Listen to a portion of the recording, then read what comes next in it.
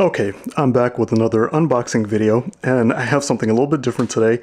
I have the Google Pixel XL over here in the hazel color.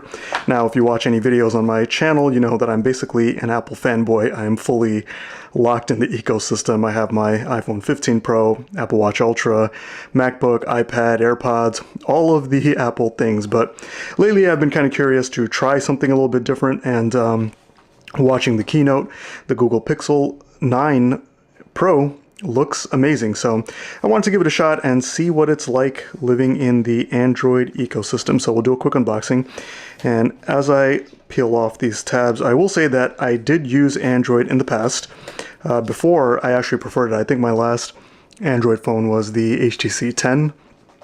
And I love that phone. I love the HTC 10. And I had the M8, I think, before that. I had the Nexus 6P. That might have been the last Google phone that I had. I didn't actually own any of the Pixel phones because after the HTC 10 or the 6P, I don't remember which one, I did switch to an iPhone 6S and kind of haven't looked back since.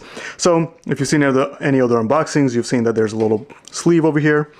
Nice packaging, a good image of the phone itself, and the box over here with paper that kind of feels, you know, it looks like recycled paper, but it's nice. I like this little diagram. So you pop this out, and I notice that there is a pamphlet inside, which I think it has, is this stuck in here somewhere? Oh, I guess it's held in by these little tabs on the side. I believe it has a SIM ejector tool and maybe some warranty information and things like that. So some support documents, and yes, a SIM ejector tool with QR codes on each of these packets. So I guess if you lose the documentation or something, you can have that on a website. Next, we have the phone itself. So this is the Pixel XL. I did also pre-order the standard Pixel 9 Pro because even though I've used max-size phones, I've had the 14 Pro Max, I did have the 15 Pro Max earlier in the year, which I unboxed, but then since then I switched to the standard 15 Pro and gave the 15 Pro Max to my wife, just because I was missing the smaller form factor.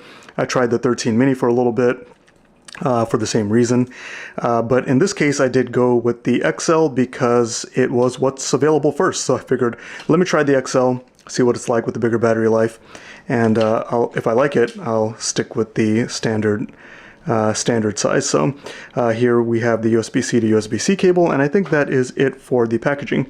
Pretty good packaging. The cable actually has like a nice soft silicone kind of feel. I'll leave that in there for now. Let's get to the main event. The phone itself so far feels nice. We'll get it out of this sleeve. Is there a way to open this without ripping it? Maybe not. Well, maybe if I push it in. Oh, there you go. There it is in the hazel color. First impression is good. It feels actually pretty nice in the hand. It reminds me a ton of the 13 Pro Max and I suppose a 14 Pro Max, but it does have the soft edges. The glass feels nice on the back. The color of it is kind of like a gray color. I don't have the 15 Pro Max in natural titanium, but it reminds me of that color actually. Here we have the camera sensor array, the big island over here as opposed to the cluster on the left. I think they both look good. I don't mind this look at all. I know for the iPhone, I believe part of the reason why Apple goes with a cluster like this is that it helps when you transition between the lenses. Watching other videos, I've seen how on the Pixel and maybe other Google phones, when you switch between the wide, ultra wide, or the telephoto lens, sometimes you get a perspective shift. There's a little bit of a jump in the perspective, and I think Apple alleviates that by having the cameras closer together in that cluster. So we'll have to see if that's the case with the Pixel phone itself, but we've been looking at the back. There is a Google logo, which is nice. USB-C on the bottom, SIM card ejector tool. I'll have to see if I can use an electronic SIM because I haven't used a physical SIM in a very long time. Speaker hole cutout. And the fit and finish and the impression in the hand feels really nice. Taking a look at the USB-C port, it looks like it's centered nicely there. On the left side, we have nothing, just a nice shiny metal frame. I believe it's aluminum. On the top is the 5G antenna cutout. I think that's a microphone port hole. An antenna line right in the middle. And then on the left side, I think we have the volume button and the power button. So that's a look at the color. Let me see if I can give it a little boot. So like I was saying, I haven't used Android in a very long time, so I don't know if any of my information and the apps I formerly had is saved in my Google account, but it'll be interesting to see after almost a decade going back to Android, what it's like living in the Android ecosystem.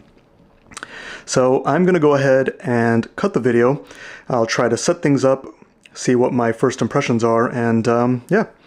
Okay, I'm back and I believe I have it mostly set up. The transfer process was pretty smooth, transferring directly with the cable from my iPhone 15 Pro. It did take some time. I didn't transfer any of the photos because photos and videos are the largest amount of storage that I have on this. So without that, just transferring messages and applications and stuff like that, maybe the transfer through the cable took maybe about 20 minutes. And the phone is still setting up, so it's still downloading some apps. But I do have it set up and it transferred over the wallpaper, which is nice. Yeah, so pretty smooth process with the transfer, but I will say that for myself, not having used Android in a very long time, that there was a little bit of learning curve for me. So maybe I'm not as good with technology as I thought I was, especially new technology. But let's just, I will just discuss what I think about the fit and finish and the look of the device itself, which I think is superb. I think Google have done an excellent job with this color. The phone feels great in the hand. It really does remind me of the 13 Pro and the 12 Pro in the graphite color. The hazel color over here is kind of a light gray with some green undertone, which I think might hopefully come through on the camera. The shiny side rails, in my opinion, adds a little bit of class, a little touch of jewelry-like look to it. So far, the fingerprints are not too bad just using it naked. The weight of it feels okay. I know it's the exact same weight as the 15 Pro Max, so I'm kind of used to it. Yeah, so I think Google have done a great job. The camera island, I think, looks good. Doesn't really bother me. They've had some nice touches with the edges of the camera island also being glossy to match the glossy side rails, even though the back side of the camera island is matte. So that's a nice touch.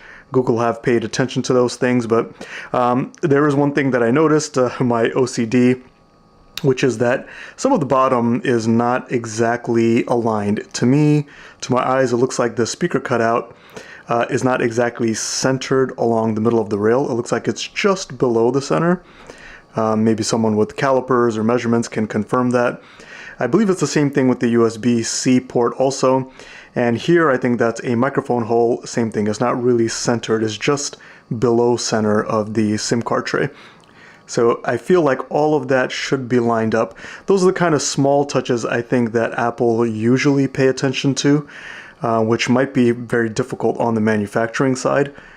You know, the little screw holes here, the USB-C port, the microphone holes and the speaker holes are all centered along the frame over here.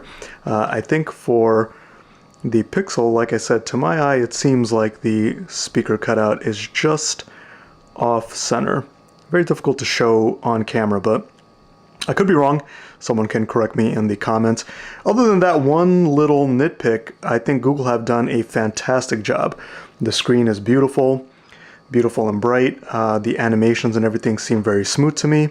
I did go into settings to make the resolution the max resolution. And yeah, I think first impression is pretty good. Having said all that, I do realize that for myself there's going to be a little bit of a learning curve going from iOS to Android. So I'll try it in the next week or two and see what my thoughts are. Currently, I feel like I'm going to be packaging it back and going back to my trusty iPhone just because it's familiar and comfortable. But yeah, having said all that, I think Google have done a great job. I have not transferred my SIM yet. That is the one thing that I did not transfer because I think I'm just not quite ready to commit yet to going to the Pixel full-time. But anyway, that's been my unboxing and first impressions of the Pixel 9 Pro XL in the hazel color. Overall, a great device. Hope that helps some of you out there, and thanks for watching.